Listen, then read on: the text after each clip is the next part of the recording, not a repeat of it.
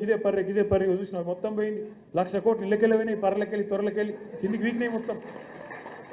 మొత్తం జనాన్ని ఆగం చేసి కాళేశ్వరం అంటేనే అవినీతి ఇది అది డామ్ డూమ్ అని చెప్పి మొత్తానికి ఓట్లు దొబ్బినావు జనాలను నువ్వు తర్వాత ఇంకా మల్లన్న పుల్లన్న ఇవి ఉన్నారు కదా యూట్యూబ్లో అందరు కలిసి మొత్తం కేసీఆర్ తిట్టుడే పనిగా పెట్టుకొని జనాల నెత్తులు పాడు చేసి రైతుల నెత్తులు కూడా ఖరాబ్ చేసి మొత్తానికి ఏదో జరగందేదో జరిగినట్టు చూపెట్టి ఆయనతో ఓట్లు కొట్టుకున్నారు మరి నేను అడుగుతున్నా ఈరోజు ఇదే మేధావులను ఈ రాష్ట్రంలో ఉండే మీడియాను కూడా నేను అడుగుతా ఉన్నా కాళేశ్వరంలో ఒక్క బ్యారేజీలో ఒక్క పర్రె పడితే దానికి గింత లొలిపెట్టిరు మీరు మరి అలా సుంకిశాల కూలిపోతే అక్కడ రిటైనింగ్ వాల్ కూలిపోతే ఎవ్వరు మాట్లాడరు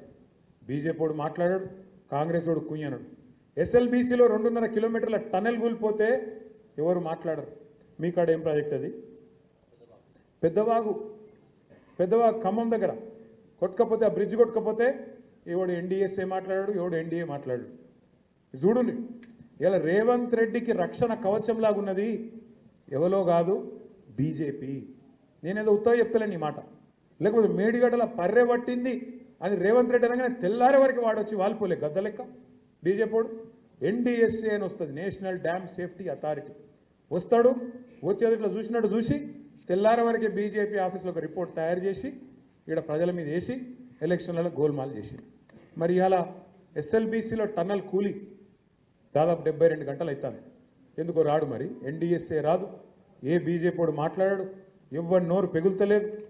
కిషన్ రెడ్డి మాట్లాడాడు బండి సంజయ్ అన్నాడు ఎందుకు ఏమొచ్చింది ఇబ్బంది మీకు ఎందుకు మాట్లాడతలేరు